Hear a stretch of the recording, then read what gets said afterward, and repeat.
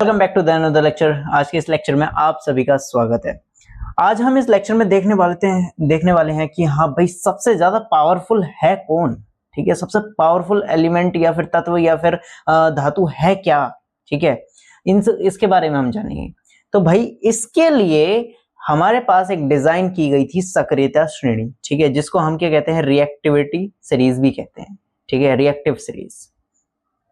ठीक है, सक्रियता श्रेणी का मतलब उसमें क्या होता है कि सक्रियता श्रेणी में हम इस तरीके से तत्वों को रखते हैं कि हाँ भाई सबसे पहले जो ताकतवर होगा वो सबसे ऊपर, नीचे वाला उससे कमजोर, उससे नीचे वाला उससे कमजोर, उससे नीचे वाला उससे कमजोर, यानी उसकी अभिक्रियाशीलता यानी पावर के अकॉर्डिंग। ठीक है, वो कितना कहते हैं वो किसी से रिएक्शन कर सकता है उसके अकॉर्डिंग हम उसको नीचे मतलब उसके द्वारा क्या नीचे नीचे नीचे इस तरीके से रखते जाते हैं। और जो सबसे नीचे होता है वो इतना कमजोर होता है कि भाई वो रिएक्शन ही नहीं कर पाता जल्दी से। ठीक है, बहुत धीमी रिएक्शन करता है, बहुत कमजोर हो जाता है भाई। अब जैसे यहाँ पर पोटेशियम है, ठीक है, तो अभिक्रियाशीलता के बारे में पता चल गया। अभिक्रियाशीलता कह रहे हैं, सक्रियता श्रेणी। ठीक है, सक्रियता श्रेणी के बारे में आपको पता चल चुका है। सक्रियता श्रेणी क्या है? सक्रियता श्रेणी हमारे धातुओं की सूची, ऐसी सूची है जिसमें क्या होता है, जिसमें हमें धातुओं की क्रियाशीलता, ठीक है, कि हाँ भाई मतलब वो किस तरीके की है, मतलब कितनी पावरफुल है, उसको अवरोही क्रम यानी डिसेंडिंग ऑर्डर, ठीक है, डिसेंडिंग ऑर्डर में रखा जाता है। ठीक है, व्यवस्थित किया गया है। ठीक है, अब जैसे मतलब हमारे पास ऊपर पोटेशियम दे रखा है। ठीक है, एक मिनट, यहाँ पर ये पोटेशियम कर चुका है, पोटेशियम दे रखा है। पोटेशियम इस जो हमारे पास अभी गिवन सीरीज है इसमें सबसे ज्यादा पावरफुल है। ठीक है, पोटेशियम जो है, जो हमारे पास गिवन सीरीज है, ये जो दिख रहा है potassium, sodium, calcium, magnesium, aluminium, zinc, iron, lead, hydrogen, copper, mercury, silver, gold, ये जितनी भी मतलब हमारे पास सीरीज दिख रही है, इसमें पोटेशियम पता है सबसे ज्यादा मोर रिएक्टिव सब्सटेंस है। सही है, और सबसे ज्यादा पावरफुल है। ठीक, सबसे ज्यादा अभिक्रियाशीलता करता है। यानी अगर जैसे हमने पानी में डाला, आपको बताया था ना कि हाँ पोटेशियम को और सोडियम को पानी में डाल के रखते हैं। क्यों? क्योंकि ये बहुत ज्यादा पावरफुल है भाई। एकदम से डालेंगे पानी, एकदम पानी में डालते फट ब्लास्ट हो जाएगा। ठीक है, तो लास्ट लेक्चर में हमने इनकी रिएक्शन देखी थी कि हाँ भाई ये पानी मतलब जो सबसे ज्यादा अभिक्रिया मतलब बहुत ज्यादा अभिक्रियाशील होते हैं पदार्थ, वो क्या करते हैं, वो बना देते हैं पानी के साथ अभिक्रिया करके हाइड्रोक्साइड। ठीक है, धातु हाइड्रोक्साइड। और बेचारे जो थोड़े से कमजोर होते हैं, जैसे हमारे पास एल्यूमिनियम हो गया, जिंक हो गया, Fe हो गया, ठीक है, यानी आयरन, ये क्या करते हैं, बेचारे ऑक्साइड तक ही सीमित रह जाते हैं। बेचारे धातु ऑक्साइड बनाकर खुश हो लेते हैं कि हाँ भाई हमसे, हमारे अंदर इतनी पावर है भैया, इससे ऊपर नहीं जाएंगे, और हाइड्रोजन गैस बना देते हैं। लेकिन जो हाइड्रोजन से नीचे आते हैं, जैसे कॉपर, Hg, Au और Ag, ये सारे के सारे क्या है, ये तो रिएक्शन ही नहीं करते। कॉपर कर लेता है भाई, कॉपर किससे करता है, कॉपर कभी कभी मतलब कॉपर वैसे एसिड से रिएक्शन नहीं करता है। ठीक है, कॉपर एसिड से रिएक्शन नहीं करता है, लेकिन बहुत ज्यादा पावरफुल एसिड हो यानी कंसंट्रेटेड, जिसको बोल देते हैं सांद्र, ठीक है, वो भी केवल कौन सा, सल्फ्यूरिक अम्ल, ठीक है, उससे वो अभिक्रिया कर लेता है। ठीक है, तभी तो CuSO4 बना लेता है। ठीक है, तो केवल वो कंसंट्रेट सांद्र सल्फ्यूरिक अम्ल से ही रिएक्शन कर लेता है। ठीक है, अब हम इसके रूल्स को समझते हैं। सक्रियता श्रेणी, आपको सक्रियता श्रेणी का पता चल गया। सक्रियता श्रेणी जो हमारे पास धातु हैं उनकी वह सूची होती है, ऐसी सूची होती है या फिर ऐसी लिस्ट है जिसमें क्या होता है, धातुओं को उनकी क्रियाशीलता के डिसेंडिंग ऑर्डर में, ठीक है, कैसे डिसेंडिंग मतलब पहले सबसे बड़ा, फिर उससे छोटा, फिर उससे छोटा, फिर उससे छोटा, ऐसे डिसेंडिंग ऑर्डर में व्यवस्थित किया जाता है। ठीक है, अब जैसे पोटेशियम है, पोटेशियम इसमें सबसे ऊपर है, तो इसकी अभिक्रियाशीलता इन सब में सबसे अधिक होगी।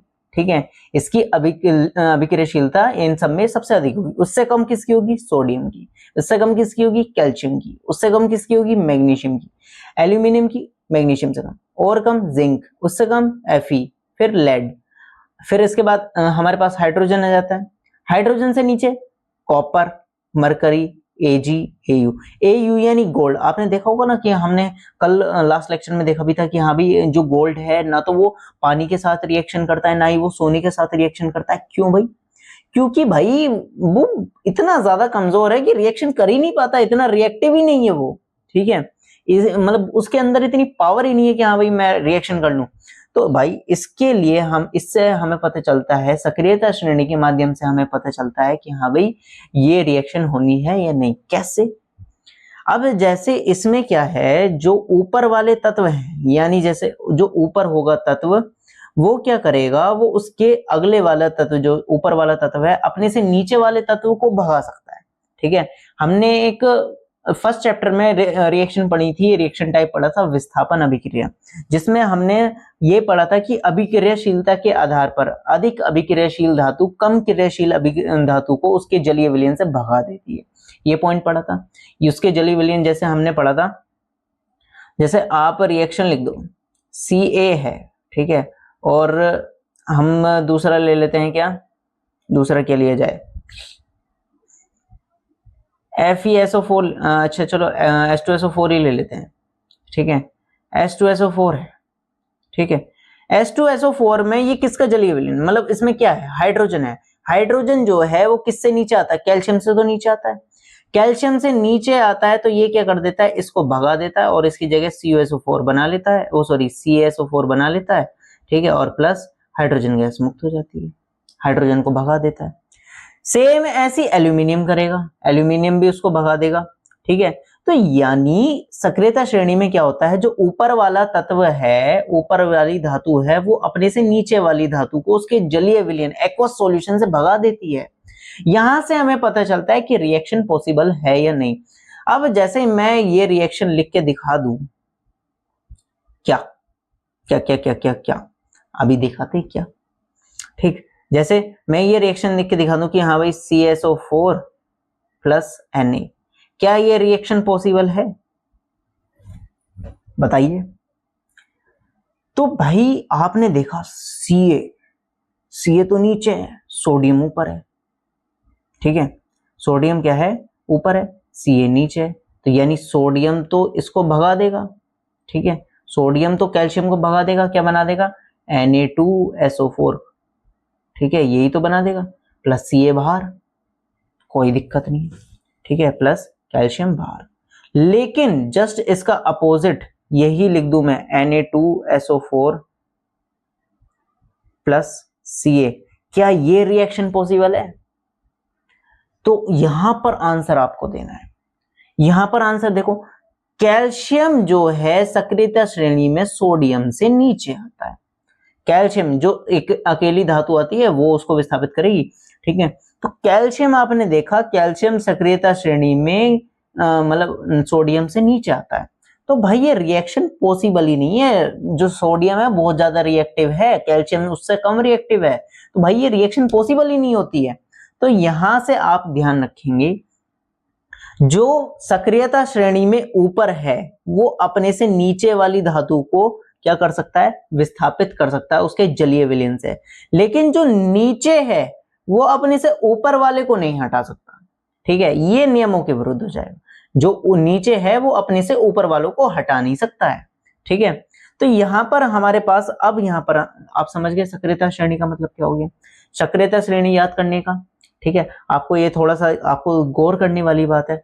सबसे पहले नंबर पर पोटेशियम है, यहाँ पर सोडियम है, फिर कैल्शियम है, फिर मैग्नीशियम है, फिर एल्यूमिनियम है, जिंक है, Fe है, लेड है, हाइड्रोजन है, कॉपर है, Hg है, Ag है, Au है।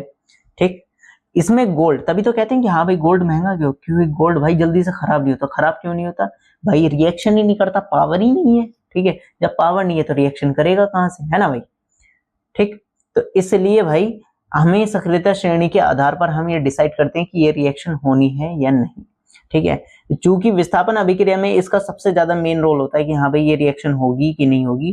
ठीक है, विस्थापन अभिक्रिया में हम देखते हैं। अब नेक्स्ट, अब जैसे यहां पर दे रखा है, 1 मिनट,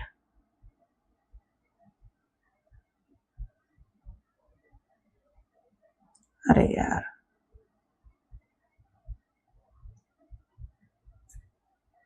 यहां पर सोडियम को केरोसिन में डुबोकर क्यों रखा जाता है। सबसे पहला क्वेश्चन, ठीक है, सोडियम को केरोसिन में डुबोकर क्यों रखा जाता है, क्यों रखा जाता है भाई। सोडियम को केरोसिन में इसलिए डुबोते हैं भाई, हमने अभी कल लास्ट लेक्चर में तो देखा ही था कि सोडियम क्या है, बहुत ज्यादा रिएक्टिव है। सोडियम और पोटेशियम दोनों केरोसिन में डुबो कर रखा जाता है। क्यों? क्योंकि सोडियम बहुत ज्यादा भाई रिएक्टिव है, बहुत ज्यादा अभिक्रियाशील है। वो तुरंत क्या करेगा, पानी के साथ अभिक्रिया करेगा, ठीक है, OH बना, हाइड्रोक्साइड आयन बनाएगा और हाइड्रोजन गैस मुक्त होगी। हाइड्रोजन गैस के साथ साथ क्या होता है, हाइड्रोजन गैस के साथ साथ एनर्जी भी जनरेट होती है, एनर्जी ऊष्मा बनती है। अब जो ऊष्मा है वो हाइड्रोजन गैस से रिएक्ट करके एकदम से क्या उसको जला देती है, तो एकदम से ब्लास्ट हो जाता है, ठीक है। तो एकदम से बात क्या है, सोडियम जब पानी के साथ रिएक्शन करता है तो वो क्या है, या फिर हवा में रखा जाता है, एकदम से वो अभिक्रियाशील हो जाता है, एकदम से वो रिएक्शन कर लेता है। इसलिए उसको केरोसिन या फिर मिट्टी के तेल में डुबो कर रखा जाता है। हमारी आम भाषा में मिट्टी का तेल, हम किताब की भाषा में केरोसिन, ठीक। इन अभिक्रियाओं के लिए समीकरण दीजिए। भाप के साथ आयरन, ठीक है, भाप के साथ रिएक्शन हमने कल पढ़ी थी भाई, कहाँ गई, ये रही। अब ये एक रीजन ये भी है कि हाँ भाई जो लोहा है वो भाप से क्यों रिएक्शन करता है, लिक्विड से रिएक्शन क्यों नहीं करता है, ठीक है। बात क्या है भाई, लोहा, ये आयरन, जिंक जैसी धातुएं ना तो शीतल जल के साथ और ना ही गर्म जल के साथ अभिक्रिया करती है, लेकिन भाप के साथ अभिक्रिया करती हैं। ऐसा क्यों? क्योंकि भाई ये है थोड़ी सी कमजोर, ठीक है, वीक, ठीक है, बहुत मतलब बहुत कम अभिक्रियाशील धातु है, मतलब सोडियम और पोटेशियम के मुकाबले में कम है अभिक्रियाशील धातु है। इसलिए जब Fe किसके साथ, जल वाष्प यानी H2O के साथ रिएक्शन करता है, Fe3O4 बनाता है, जिसको हम क्या कह सकते हैं, एक तरह से जंग लगना कहते हैं। क्या कहते हैं? जंग लगना कहते हैं, ठीक है। नेक्स्ट आ जाता है जल के साथ कैल्शियम या पोटेशियम की अभिक्रिया। अब जल के साथ कैल्शियम और पोटेशियम की अभिक्रिया हमने कल देखी थी। जल के साथ जब देखो हमने ये पढ़ा था एल्यूमिनियम, आयरन और जिंक। जब एल्यूमिनियम यानी कम रिएक्टिव वाली, जो कम अभिक्रियाशील हैं, ऐसी अगर अभिक्रियाएं ऐसे तत्व क्या करते हैं, रिएक्शन करते हैं किसके साथ, पानी के साथ रिएक्शन करते हैं, ऑक्साइड देते हैं, ठीक है। क्या देते हैं? ऑक्साइड देते हैं। एक मिनट, क्या देते हैं? ऑक्साइड देते हैं। जब भी हमारे पास जो तत्व हैं, जो कम सक्रिय तत्व होते हैं, वो ऑक्सीजन के किसके, पानी के साथ अभिक्रिया करते हैं, तो वो क्या करते हैं, पानी के साथ अभिक्रिया करते हैं तो वो ऑक्साइड देते हैं। लेकिन कल हमने लास्ट लेक्चर में ये भी देखा था कि जो अधिक सक्रिय, यानी जैसे एकदम से मैं हो जाता हूँ, बहुत ज्यादा रिएक्टिव हो जाता हूँ, ठीक है, जैसे कि पोटेशियम हो गया, सोडियम हो गई, और या फिर कैल्शियम थोड़ा कम है, लेकिन पोटेशियम और सोडियम थोड़े से ज्यादा हैं, ठीक है। ये क्या करते हैं, ये एकदम से हाइड्रोक्साइड बना लेते हैं, ठीक है। पानी, जब धातु जल के साथ अभिक्रिया करती है, धातु ऑक्साइड बनाती है, हाइड्रोजन गैस बनाती है। और अगर कोई धातु बहुत ज्यादा एक्साइटेड होती है, बहुत ज्यादा रिएक्टिव होती है, तो वो जल के साथ दोबारा रिएक्शन करके क्या बना देती है, धातु हाइड्रोक्साइड।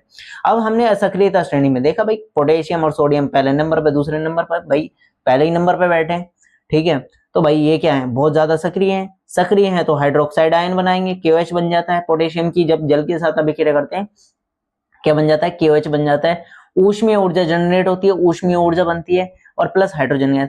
अब ये ऊष्मीय ऊर्जा क्या है, हाइड्रोजन के साथ रिएक्शन करके तुरंत उसको जला देती है, जिसकी वजह से आग पकड़ जाती है और ब्लास्ट होने का खतरा रहता है, ठीक है। तभी तो भाई इसको, सोडियम को और पोटेशियम को किस में रखते हैं, मिट्टी के तेल में रखते हैं। समझ में आया? आ गया। फिर इसके बाद भाई कैल्शियम से रिएक्शन आ जाती है। कैल्शियम कहाँ गया भाई, कहाँ है जी कैल्शियम भैया? कैल्शियम भैया ये रहे। कैल्शियम भैया कहते हैं कि और हाँ, ये सोडियम और पोटेशियम इतने भैया इतने तेज हैं, ये ठंडे जल से भी रिएक्शन कर लेते हैं, ठीक है। गर्म पानी की बात छोड़ो, गर्म पानी में करेंगे तो जने क्या कर लेंगे, लेकिन ये ठंडे पानी से रिएक्शन है जिसमें इतनी ज्यादा वो फटने को तैयार रहते हैं, ठीक है। लेकिन कैल्शियम भैया कहते हैं, भैया मैं हूं कमजोर, ठीक है। तो भैया कैल्शियम भैया कहते हैं मैं थोड़ी सी धीमी रिएक्शन करूंगा, तो ये क्या है, थोड़ा सा पानी जल के साथ रिएक्शन थोड़ी धीमी करते हैं। ऊष्मा, हाइड्रोजन मतलब ऊष्मा जो है धीरे धीरे मुक्त होती है, ठीक है, बहुत कम मुक्त होती है। हाइड्रोजन की प्रज्वलित होने के लिए पर्याप्त नहीं होती, ठीक है। मतलब जो हाइड्रोजन को जैसे इसमें ये जला देते थे ना, इसमें जला नहीं पाते हैं, तो केवल कैल्शियम हाइड्रोक्साइड बन जाता है। इतनी पावर है इनके पास, बस हाइड्रोजन गैस जो है जल नहीं पाती, इतनी पावर नहीं है। तो ये क्या करते हैं, कैल्शियम जब जल के साथ रिएक्शन करता है लिक्विड फॉर्म में, तो ये क्या है भाई, कैल्शियम हाइड्रोक्साइड बना देते हैं और H2 गैस मुक्त हो जाती है, हो गई मुक्त। नेक्स्ट क्या है, अब भाई धातु ABCD, ठीक है। अब चलो इसको सॉल्व करने की कोशिश करते हैं, ठीक है। अगर बिल्कुल होएगा भाई, हम है तो सही। धातु ए आयरन सल्फेट, ठीक है, आयरन सल्फेट के साथ रिएक्शन, ठीक है, कॉपर सल्फेट को विस्थापित कर देती है, यानी आयरन से तो कोई अभिक्रिया नहीं दे रही है, आयरन से तो नीचे है, ठीक है, आयरन से नीचे और विस्थापन कर रही है कॉपर को, यानी पहले ABCD लिख लेते हैं। रुक जाओ, जो यहां पर हमने Fe लिख दिया, Fe, ठीक है, Cu और जिंक Zn और एक मिनट, सक्रियता श्रेणी के हिसाब से लिखते हैं। सबसे ऊपर इसमें क्या आ सकता है, इसमें सबसे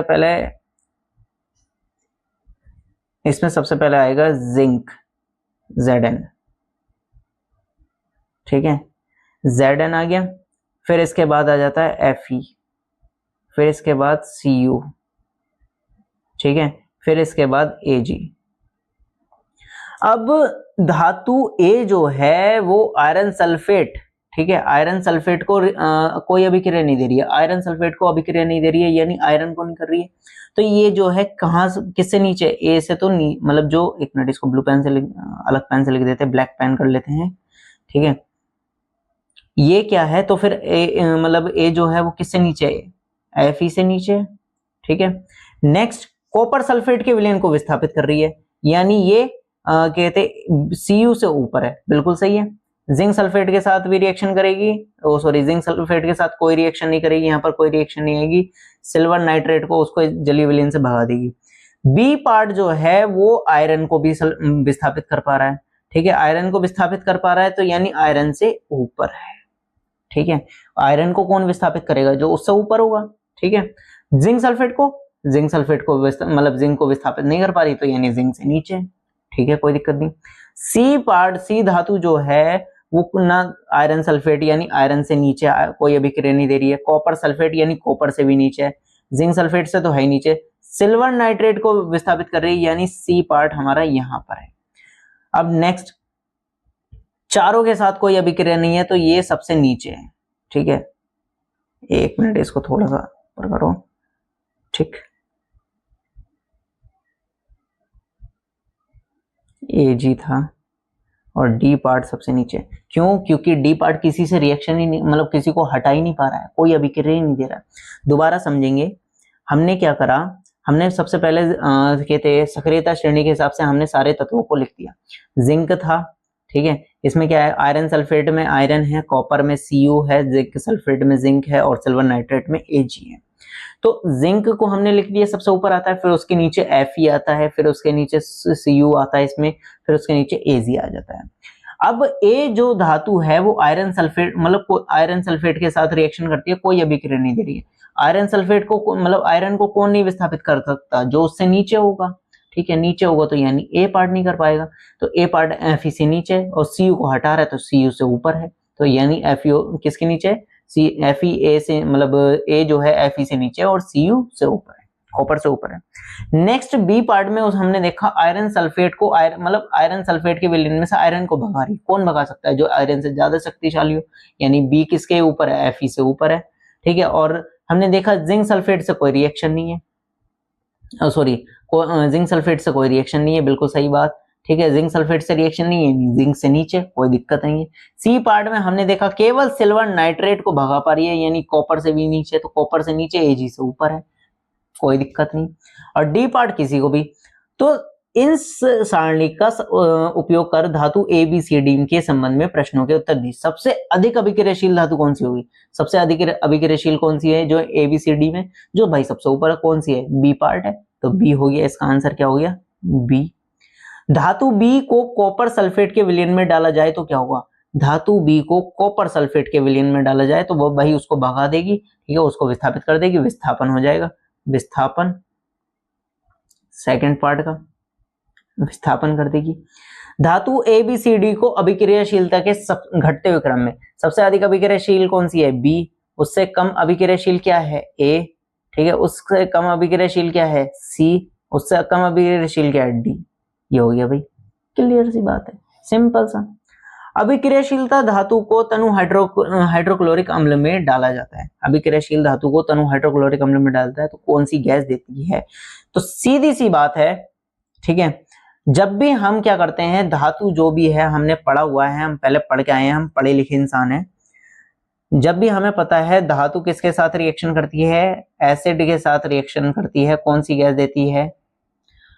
हाइड्रोजन गैस देती है, और दूसरा साल्ट बनता है ना, इतना हम पढ़ के आए, प्लस साल्ट यानी लवण बनता है, इतना हम पढ़ के आए।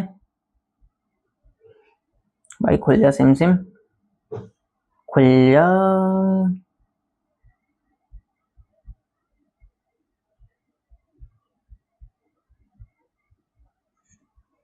ठीक है, तो यहां पर हमें पता चला अभिक्रियाशील धातु तनु हाइड्रोक्लोरिक अम्ल में डाला जाता है तो क्या होता है, वो क्या होते हैं, हाइड्रोजन गैस देती है। आयरन के साथ तनु H2SO4 की रिएक्शन करवाते हैं, Fe के साथ H2SO4 की रिएक्शन कर लेते हैं भाई, Fe प्लस H2SO4, ठीक है, क्या होगा, धातु है, धातु के साथ अम्ल की रिएक्शन, सबसे पहले हाइड्रोजन गैस निकलेगी प्लस FeSO4 बन जाएगा, हुई रिएक्शन कंप्लीट, FeSO4, ठीक है, फेरस सल्फेट बन जाता है। ठीक, नेक्स्ट आ जाता है जिंक को आयरन सेकंड सल्फेट के विलयन में डाला जाए तो क्या होता है। अब ये लास्ट क्वेश्चन नंबर 5 आपके लिए होमवर्क में रहेगा, ठीक है, आप इसको करके लाएं। वैसे आपको क्लियर हो गया होगा, ठीक है, एक बार हम रिवाइज कर लेते हैं। सक्रियता श्रेणी किसे कहते हैं? ऐसी श्रेणी जिसमें क्या होता है, धातु की क्रियाशीलता के आधार पर उन्हें क्या है, डिसेंडिंग ऑर्डर में यानी घटते हुए क्रम में हमने उनको रखा हुआ है। और सक्रियता श्रेणी में हमारे पास जो है सबसे ऊपर क्या है, सबसे ऊपर हमारे पास क्या है, पोटेशियम है, यानी ये क्या है, सबसे ज्यादा पावरफुल है, सबसे ज्यादा सक्रिय है। सोडियम उससे नीचे है, उससे कम पावरफुल है, कैल्शियम, मैग्नीशियम, एल्यूमिनियम, इस तरीके से ये क्या है, पूरी सीरीज है। अब इसको आप याद कर सकते हैं। अब ये जो है हाइड्रोजन यहाँ पर आ जाता है, और हमें पता है एसिड के अंदर हाइड्रोजन आयन होते हैं। अब यहाँ पर एसिड और पानी के अंदर भी क्या होता है, H+ आयन होते हैं। एसिड और पानी से केवल वही रिएक्शन कर पाएगा जो H से ऊपर है, यानी हाइड्रोजन से ऊपर है। हाइड्रोजन से नीचे वाले हैं तो जैसे गोल्ड और सिल्वर, इसलिए ये गोल्ड और सिल्वर क्या है, हाइड्रोजन से रिएक्शन नहीं कर पाते हैं, क्योंकि भाई ये इनके पास ताकत ही नहीं है ना। तो सक्रियता श्रेणी में वो आते हैं जो धातु की क्रियाशीलता को उनमें अवरोही क्रम में यानी उनकी घटते हुए क्रम में रखा गया है। क्लियर हो चुका होगा। फिर हमने ये डिस्कस किया कि सोडियम को केरोसिन में डुबो कर क्यों रखा जाता है, क्यों रखा जाता है, क्योंकि भाई सोडियम क्या है, बहुत ज्यादा रिएक्टिव है, ठीक है, बहुत ज्यादा अभिक्रियाशील है, उसकी ताकत बहुत ज्यादा है, जिसकी वजह से क्या है, वो एकदम से पानी या फिर कहते हैं आसपास जल वाष्प के साथ रिएक्शन करके तुरंत एकदम से फटने की तैयार रहता है। तो इसलिए हम इसको मिट्टी के तेल में रखते हैं। तो मेन आंसर क्या है, सोडियम बहुत ज्यादा अभिक्रियाशील है, इसलिए इसे केरोसिन में डुबोकर रखा जाता है। इन अभिक्रियाओं के लिए समीकरण दीजिए। भाप के साथ आयरन जो हम बता चुके हैं, जल के साथ कैल्शियम और पोटेशियम आप रिवाइज करके देख सकते हैं, पूरी क्लियर अभी करके बताइए, लास्ट लेक्चर में ही बताई दी। ABCD 4 धातु हैं, ये नमूने दिए गए हैं। ए पार्ट है जो कि क्या है, कॉपर सल्फेट को विस्थापित करता है, यानी Cu से ऊपर आएगा, ठीक है। बी पार्ट जो है किसको विस्थापित करता है, आयरन सल्फेट है, यानी Fe से ऊपर आएगा, लेकिन वो जिंक सल्फेट को विस्थापित नहीं कर पाता, यानी जिंक से नीचे आएगा। सी पार्ट जो होता है, सी पार्ट हमारे पास केवल सिल्वर नाइट्रेट को विस्थापित करे, यानी सी जो है Ag से ऊपर आएगा, और डी पार्ट किसी को विस्थापित, या डी सबसे नीचे आएगा। सबसे ज्यादा जो रिएक्टिव होगा वो कौन होगा, बी, फिर उससे कम क्या होगा, ए, फिर उससे कम क्या होगा, सी, सबसे कम क्या होगा, डी। फिर इसमें पूछा सबसे अधिक अभिक्रियाशील धातु कौन सी है, बी, ठीक है। धातु ABCD को अभिक्रियाशीलता के घटते क्रम में हमने लिख के दिखा दिया, ठीक है। अब धातु बी को कॉपर सल्फेट के विलयन में डाला जाए तो क्या होगा भाई, वो उसको बी को कॉपर सल्फेट के विलयन में डाला गया है, तो ये क्या है, कॉपर को भगा देगा, कॉपर से कहेगा कॉपर तू बाहर जा, ठीक है, मैं तेरी जगह लूंगा। जिंक, और फिर इसके बाद अभिक्रियाशीलता धातु को तनु हाइड्रोक्लोरिक अम्ल में डाला जाता है तो कौन सी गैस में निकलती है, जो कि हम पढ़ के आए हैं कि हाँ भाई, जब भी धातु की अम्ल के साथ रिएक्शन होती है कौन सी गैस निकलती है, हाइड्रोजन गैस। पढ़ के आए हैं, दिमाग है हमारे। आयरन के साथ तनु H2SO4 की रिएक्शन अभिक्रिया जो कि हम लिख के दिखा चुके हैं, FeSO4 बनता है प्लस हाइड्रोजन गैस मुक्त हो जाती है, ठीक है। लास्ट क्वेश्चन है, जिंक को आयरन सल्फेट के विलयन में डालने से क्या होता है, जो कि आपको करके लाना है, ठीक है। और नहीं होता है तो कोई बात नहीं, हम समझाएंगे, टेंशन नहीं लेने का, ठीक। आज के लेक्चर में इतना ही, ठीक है। अगर वीडियो पसंद आई हो तो लाइक करिए, सब्सक्राइब करिए। Bye bye, see you, tata. फिर मिलेंगे नेक्स्ट लेक्चर में, और अगली बार तैयार रहेंगे धातु और अधातु कैसे अभिक्रिया करती हैं, ठीक है। आ जाओ भाई।